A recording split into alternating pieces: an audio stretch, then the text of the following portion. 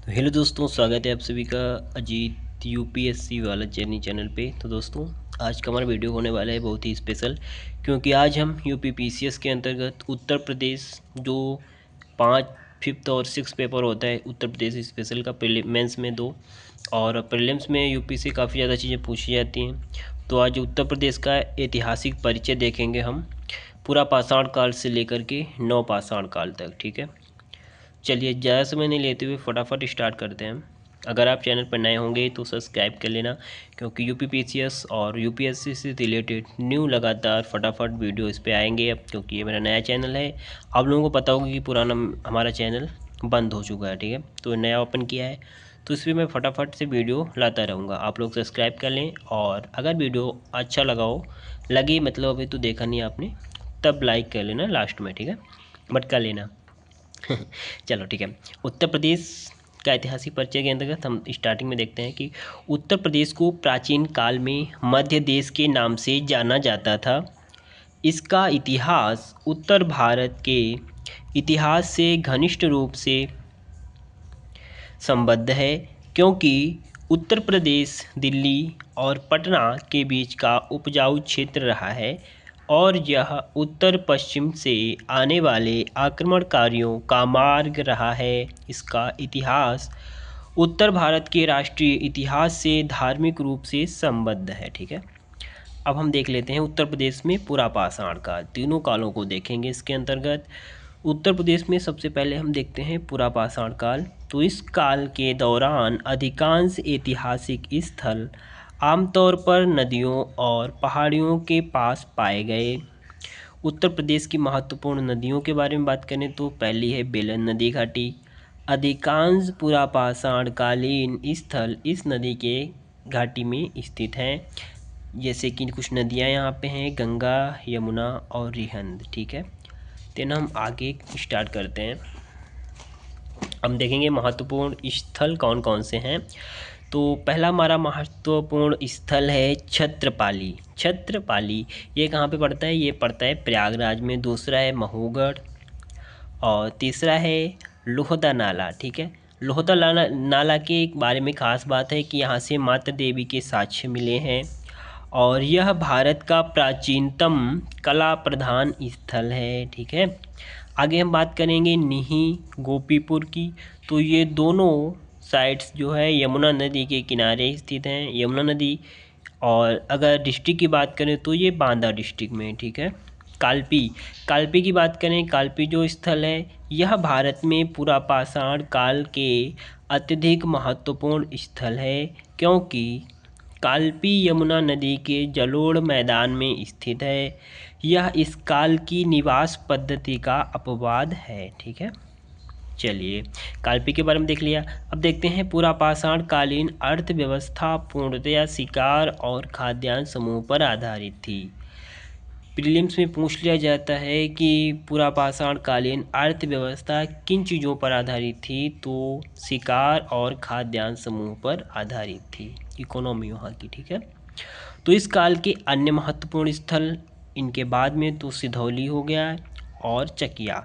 सिधौली कहाँ पड़ता है? ये पड़ता है सोनभद्र और मध्य प्रदेश के बीच में, दोनों डिस्ट्रिक्ट में इसकी, ये मध्य प्रदेश डिस्ट्रिक्ट है बट इसका पार्ट कुछ इसमें पड़ता है। ठीक है, बाकी चकिया हो गई हमारी। चकिया कहाँ है? वाराणसी के पास पड़ती है, चंदौली में। ठीक है, चलो आगे देख लेते हैं।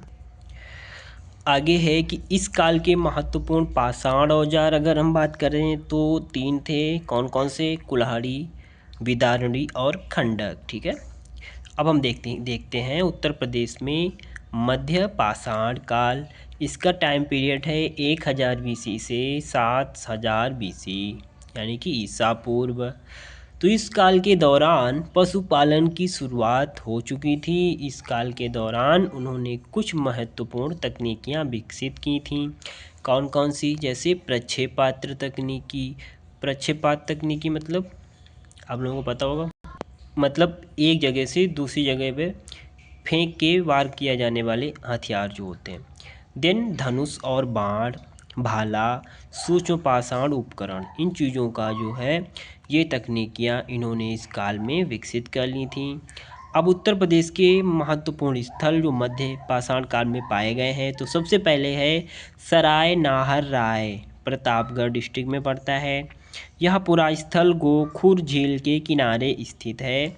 साक्ष्य क्या मिले हैं, तो युद्ध के साक्ष्य मिले हैं, झोपड़ी का फर्श मिला है, फर्म जिसको कहते हैं, तो बहुसमाधान के साक्ष्य मिले हैं।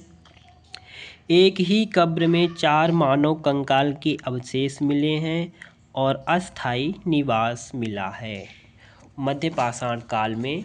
ठीक है, आगे दूसरा स्थल हमारा हो जाएगा महदहा। तो महदहा डिस्ट्रिक्ट में है, प्रतापगढ़ में। तो यहाँ पे साक्ष्य देख लेते हैं। साक्ष्य है युगल समाधान के साक्ष्य, ठीक है, पुरुष और महिला दोनों के हैं। हड्डी से बने वाणाग्र एवं आभूषण मिले हैं और लघु पाषाण उपकरण यहाँ से प्राप्त हुए हैं। तीसरा है दमदमा, ये है हमारा, ये भी है प्रतापगढ़। यह स्थल सई नदी के किनारे स्थित है। साक्ष्य क्या क्या मिले हैं, तो 5 युगल समाधियाँ मिली हैं। एक समाधि में 3 मानव शवों का साक्ष्य मिला है। हाथी दांत, 41 समाधान, गर्त चूल्हे भी यहाँ से मिले हैं। नंबर 4 है चौपानी मांडो, ये पड़ता है प्रयागराज में। यह मध्य पाषाण और नवपाषाण काल के मध्य संक्रमण स्थल था। साक्ष्य विश्व में मृदभांड के प्रथम साक्ष्य झोपड़ियों के साक्ष्य मिले हैं। ठीक है, 5वां है मुरहाना पहाड़ यानी कि मिर्ज़ापुर।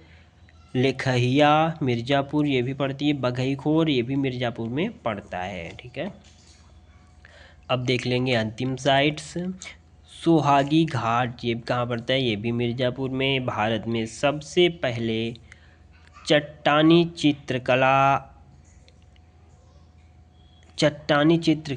1867 ईस्वी में C.L. कार्लाइल द्वारा खोजी गई थी। ठीक है, अब हम बात कर लेते हैं उत्तर प्रदेश में नवपाषाण काल की। तो इस काल के दौरान उन्होंने पहली बार गंगा और यमुना के जलोढ़ मैदानों में खेती प्रारंभ की। ठीक है, यहाँ की साइट्स है लहुरा देव यानी कि संत कबीर नगर। उत्तर प्रदेश का सर्वाधिक प्राचीनतम कृषि स्थल है ये, और 9000 ईसा पूर्व में उन्होंने इस स्थान पर चावल का उत्पादन किया। दिन आगे है कोल्डिहवा, प्रयागराज। ठीक है, 7000 ईसा पूर्व से 6000 ईसा पूर्व धान की खेती के साक्ष्य मिले हैं। काले व लाल मृदभांड के साक्ष्य मिले हैं। जानवरों व फसलों के साक्ष्य यहाँ से प्राप्त हुए हैं। महगरा यानी कि प्रयागराज से बेलन नदी और 20 झोपड़ियों के साक्ष्य मिले हैं। कुब्झुन सोनभद्र यहाँ से सूक्ष्म पाषाण उपकरण के साक्ष्य मिले हैं। पंचोह प्रयागराज से मातृ देवी के साक्ष्य हमको देखने को लिए मिले हैं। ठीक है, तो ये हमारे तीनों निम्न पाषाण काल, मध्य पाषाण काल और नवपाषाण को हमने उत्तर प्रदेश में देख लिया। अगले वीडियो में हम लाएंगे बौद्ध धर्म, जैन धर्म, मौर्य काल और मुगल काल। ठीक है, ये सब चीज़ों के बारे में। तो आप लोग फटाफट से सब्सक्राइब करके बेल आइकन को ऑल कर लीजिए ताकि मैं जैसी वीडियो डालूँ फटाफट आप लोगों को मिल जाए। ठीक है, दिन आपको थोड़ा भी कुछ समझ में आया हो, मुझे पता है मैंने ज़्यादा अच्छे से नहीं किया है क्योंकि अभी स्टार्टिंग है, पहला वीडियो था ये। ठीक है, तो मैं आगे बहुत ही अच्छे वे में आप लोगों को प्रोवाइड कराऊंगा। देन आप लोग उसकी चिंता बिल्कुल मत करिए, और आप लोग जो कमेंट करेंगे उसी टॉपिक पे मैं वीडियो लाऊंगा। ठीक है, तो फटाफट से एक लाइक कर दीजिए और सब्सक्राइब शेयर करना नहीं भूलिए। Thank you so much.